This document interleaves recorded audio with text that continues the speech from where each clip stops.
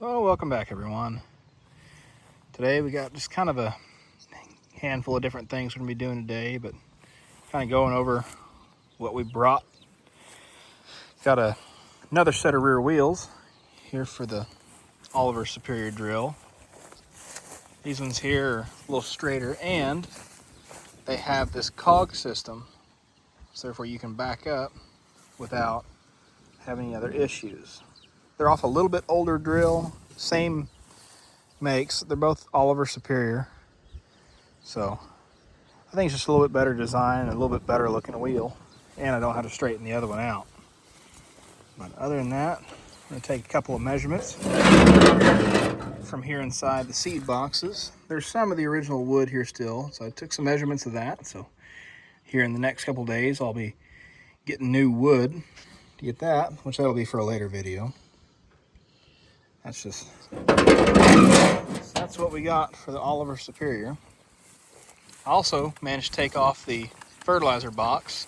Granted, there's nothing in it, no agitator, nothing, and you get to see the original paint a lot better here on the front. So this drill is probably going to stay the way it is, and it's work clothes, as I like to call it, and not painted. So hopefully we'll be getting this thing here done, hopefully in a relatively timely manner, but still got to take the seed boxes off, get the wood all put back in it, free up a few more things, get all back together. So easy enough. We'll move on to the next thing. And the newest piece on the farm is this Massey Harris number 308 grain drill. It's a lot newer than what I would end up using on the farm, but it was on its destination to the scrapyard, and I just couldn't let it go. Still in good shape. You can still read the Massey Harris on it. It's got good boxes on it. Now, the fertilizer box is a little bit rusted out in the bottom. I'm probably going to yank it off. There you can see one of the rust spots right there where it's rusted out. But that's pretty common with these fertilizer boxes on drills, especially around here. A lot of them rusted out or didn't get used, and other than that, looks like it could use a good lubing up and a new set of tires. The rims look good, so that's gonna save me a lot of money there. But our local tire shop should have a couple of used tires that would fit, so I shouldn't have a whole lot of money invested in this when it's all said and done. But let me know in the comments below if you think I should try to get the Massey Harris working and actually use it. But I don't know, it might end up becoming some trading material for other equipment that I might need or want, because I don't need two drills. And no, the John Deere is still not mine. I did borrow that from a neighbor, so just need to find the time to get it back down to him. So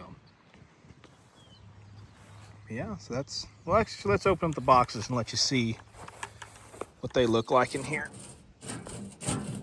They're a little stiff still, because they haven't been opened in some time.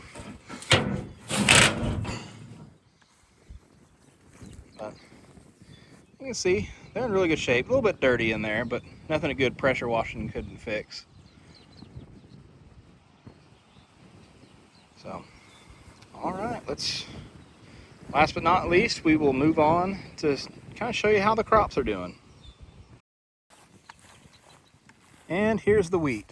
As you can see, the wheat's not doing too bad. It's still probably a week to 2 weeks out from being harvested, at least ready to bind.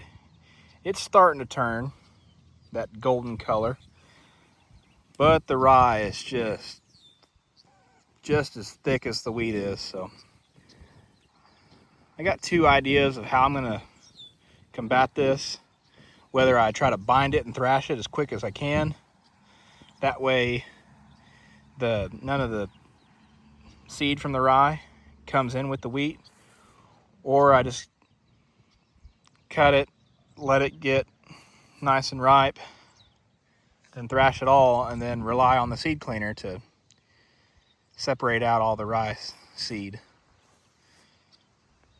So I'm still on the fence of what I'm going to do, but other than that, the wheat should be ready here in just a few weeks. And the little headland patch here at the edge of the wheat field. Since the okra and the watermelons didn't make it, I decided to go ahead and use it to plant 4 more rows of the special field corn that I'm trying to develop. And hopefully it comes up here in the next couple of days, because as you can see right here, it needs cultivated pretty bad. So hopefully that seed will start coming up and we actually get some sprouts, so I know where to cultivate and where not to cultivate. But let's jump on over to the big corn patch and close this out. We're going to start off here in the big corn patch with the sweet corn. As you can see, this one stalk is at least 1.5 inches in diameter here at the base. Like, it is a thick corn stalk. And the other corn stalks aren't looking too bad. They're starting to look really good. This row here is still a little stunted still. Not too bad, but I'll see if I can zoom in here on the other side. We had one sweet corn plant come up late, so it went kind of rogue. So next time we get some rain in the forecast, I'll try to dig that one up and bring it over here and plant it with the rest of them. That way it will pollinate. So now, kind of step on over here to some of our yellow dent, and there's our row. You can see it all the way down. It's starting to come up and get, it's probably 4 to 6 inches, some of the taller ones. There's a couple of weeds in there I need to go pull as soon as I get done filming here. But the rows are starting to poke out. Got a pretty good row right there. Another good row right there. The grass is really starting to get aggravating. We just got some rain over the weekend, so the grass is starting to take on its vengeance. So I'd really need to hit this again a few more times with a cultivator. Really, I couldn't cultivate very deep because I was afraid I was going to bury the corn, but now the corn's starting to get some height to it. I think I can really just drop the shovels on the cultivator and really rip this grass up. Because now that it's tall enough to survive a good thorough cultivating. Which kind of brings us to the Jimmy Red. The Jimmy Red looks fantastic. We've got a really good stand of Jimmy Red. Got beautiful rows. Got corn that is probably, some of them out there are a good 1.5 feet. Maybe some of them might be pushing 2 feet tall. And honestly, the Jimmy Red is starting to surpass some of the sweet corn. So, but their stalks aren't quite as thick, I've noticed. So I don't know if that's just a trait of the variety or what. Let's actually walk out here in it a little bit. Let's go look at this one right over here. It looks pretty good. We got 2 of them planted side by side. I mean, these stalks are pretty decent size. I'd say it's about knee high, I would go ahead and say. So they always say knee high by the 4th of July. Well, we're knee high in the middle of May.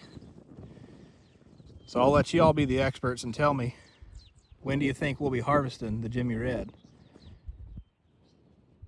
They say it's 110 days to maturity, and I'll have to go back and look and see when I planted it to see when it is. And the last cultivating job, I was able to cultivate really deep, and you can still tell the grass has not even thought about beginning to come back up inside here. So it's looking really good. We'll go ahead and look at our last couple of rows of the yellow dent. And there they are, just like the other ones. About 6 inches tall. Not massive yet. But another good rain and a few days of sunshine, and they'll be almost catching up to the Jimmy Red. But to say I'm pleased and happy with the way things are going, I'd agree. And you can see there's a few skips, but hey, this is my first year. Maybe during the off season I can invest in a better corn planter. Maybe I'll trade the Massey off for a better corn planter. But time will tell. So I'm gonna go ahead and send it off here. As always, thank you all for watching. God bless each and every one of you, and we'll see y'all in the next one.